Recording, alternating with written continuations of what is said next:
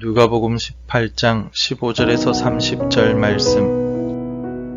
사람들이 예수께서 만져주심을 바라고 자기 어린 아기를 데리고 오매 제자들이 보고 꾸짖거늘 예수께서 그 어린 아이들을 불러 가까이 하시고 이르시되 어린 아이들이 내게 오는 것을 용납하고 금하지 말라. 하나님의 나라가 이런 자의 것이니라. 내가 진실로 너희에게 이르노니 누구든지 하나님의 나라를 어린 아이와 같이 받아들이지 않는 자는 결단코 거기 들어가지 못하리라 하시니라. 어떤 관리가 물어 이르되 선한 선생님이여 내가 무엇을 하여야 영생을 얻으리이까? 예수께서 이르시되 내가 어찌하여 나를 선하다 일컫느냐? 하나님 한 분 외에는 선한 이가 없느니라. 내가 계명을 안 하니 간음하지 말라, 살인하지 말라, 도둑질하지 말라, 거짓 증언하지 말라, 내 부모를 공경하라 하였느니라. 여짜오되 이것은 내가 어려서부터 다 지키었나이다. 예수께서 이 말을 들으시고 이르시되 내게 아직도 한 가지 부족한 것이 있으니 내게 있는 것을 다 팔아 가난한 자들에게 나눠주라. 그리하면 하늘에서 내게 보화가 있으리라. 그리고 와서 나를 따르라 하시니 그 사람이 큰 부자이므로 이 말씀을 듣고 심히 근심하더라. 예수께서 그를 보시고 이르시되 재물이 있는 자는 하나님의 나라에 들어가기가 얼마나 어려운지 낙타가 바늘기로 들어가는 것이 부자가 하나님의 나라에 들어가는 것보다 쉬우니라 하시니 듣는 자들이 이르되 그런즉 누가 구원을 얻을 수 있나이까? 이르시되 무릇 사람이 할 수 없는 것을 하나님은 하실 수 있느니라. 베드로가 여짜오되 보옵소서 우리가 우리의 것을 다 버리고 주를 따랐나이다. 이르시되 내가 진실로 너희에게 이르노니 하나님의 나라를 위하여 집이나 아내나 형제나 부모나 자녀를 버린 자는 현세의 여러 배를 받고 내세의 영생을 받지 못할 자가 없느니라 하시니라. 예수님께서는 과부와 불의의 재판관에 관한 비유와 바리새인과 세리의 기도에 대한 비유를 말씀하신 이후에 하나님의 나라에 대해 말씀하십니다. 오늘 본문의 말씀은 하나님의 나라와 관련이 있는 말씀, 하나님의 나라에 들어갈 수 있는 사람에 대한 말씀입니다. 모든 사람들이 하나님의 나라를 소유하고 싶어하고 하나님의 나라에 들어가고 싶어하지만 예수님께서는 하나님의 나라는 아무나 들어갈 수 없다라고 본문 말씀을 통하여 단호하게 말씀하십니다. 과연 예수님께서 오늘 본문을 통하여 말씀하시는 하나님의 나라에 들어갈 수 있는 사람은 어떤 사람일까요? 먼저 어린아이처럼 받아들이는 자가 하나님 나라에 들어갈 수 있습니다. 부모들이 자신의 아이들을 예수께서 만져주시고 축복해 주시길 바라는 마음으로 예수님께 데리고 옵니다. 하지만 제자들은 예수님이 바쁘시기 때문에 어린아이를 축복해 주실 시간이 부족하다고 말합니다.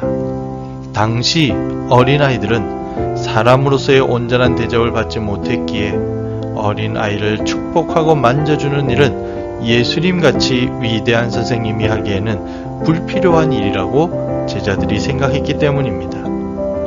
하지만 예수님께서는 제자들의 생각을 완전히 바꿔놓는 말씀을 해주십니다.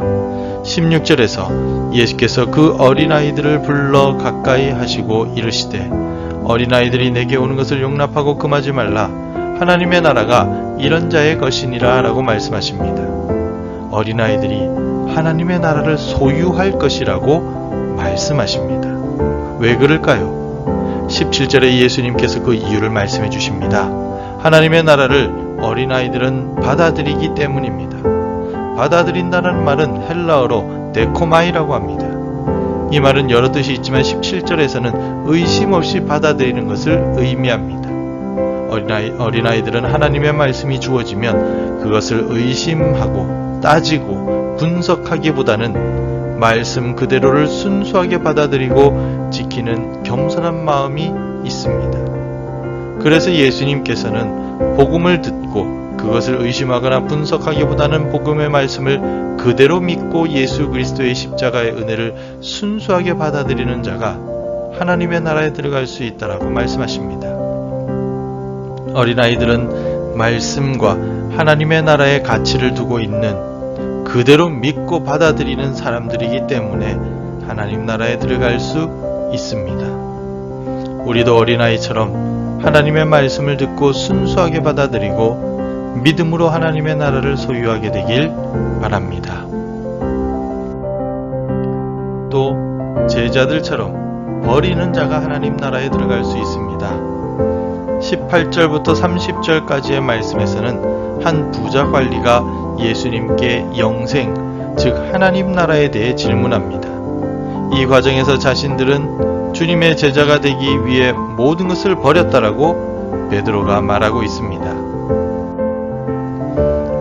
본문의 28절에서 베드로가 여짜오되 보옵소서 우리가 우리의 것을 다 버리고 주를 따랐나이다 라고 고백합니다. 베드로가 말한 버리고 라는 이 말은 헬라어로 아피에미라고 합니다. 이 말의 뜻은 법적으로 완전히 갈라선다 라는 의미로 본문에서 해석해 볼 수 있습니다. 즉 예수님을 따르기 위하여 세상의 것과는 법적으로 이별하고 갈라섰다는 말입니다. 법적인 이혼을 말할 때 아피엠이라는 헬라어를 쓰기도 합니다. 그러므로 우리는 더 이상 세상과는 관련이 없고 예수님께 모든 소중한 가치를 두었다는 의미입니다. 우리는 세상과 법적으로 이혼했기 때문에 이제는 오직 예수님만이 우리의 신랑이라는 뜻입니다. 베드로와 제자들과 같이 세상의 가치를 두지 않고 오직 예수 그리스도께 가치를 두고 예수 그리스도를 가장 소중히 여기는 사람이 하나님의 나라에 들어갈 수 있습니다. 그런 면에서 부자 관원은 하나님 나라에 들어갈 수가 없습니다. 예수님께서는 재물이 있는 곳에 마음이 있다고 말씀하셨습니다. 재물은 곧 우리가 가장 소중히 여기는 것, 가장 가치가 있다고 생각하는 것을 의미합니다. 부자 관리에게 있어서 최고의 가치는 재물이었습니다. 그래서 예수님께서는 재산을 다 팔아 가난한 사람들에게 나눠주라고 말씀하셨을 때 관리는 근심하였고 결국 다시 재물이 있는 집으로 돌아갔을 것입니다. 본문의 24절에서도 예수님께서 그를 보시고 이르시되 재물이 있는 자는 하나님의 나라에 들어가기가 얼마나 어려운지라고 말씀하십니다. 재물이 있는 부자는 모두 하나님 나라에 들어가지 못한다는 말씀이 아닙니다. 들어가기가 어렵다는 것입니다. 왜냐하면 부자는 하나님 나라의 가치를 두기보다 재물에 더 가치를 두기 때문입니다.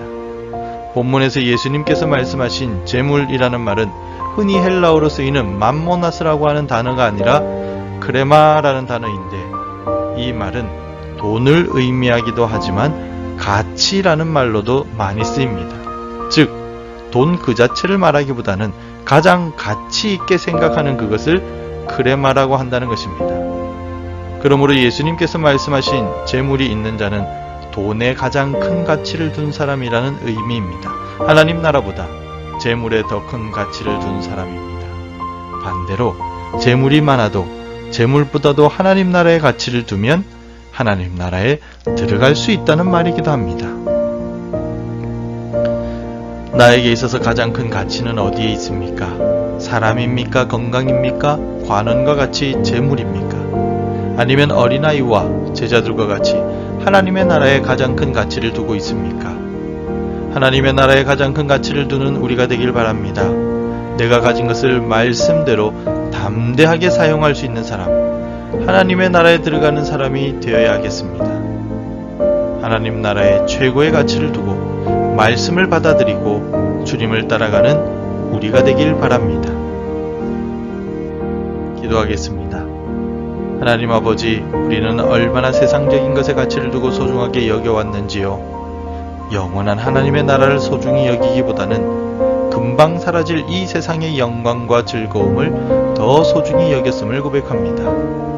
우리를 긍휼히 여기시사 하나님 나라를 사모하고 하나님 나라를 바라보며 오늘을 살아가게 도와주옵소서.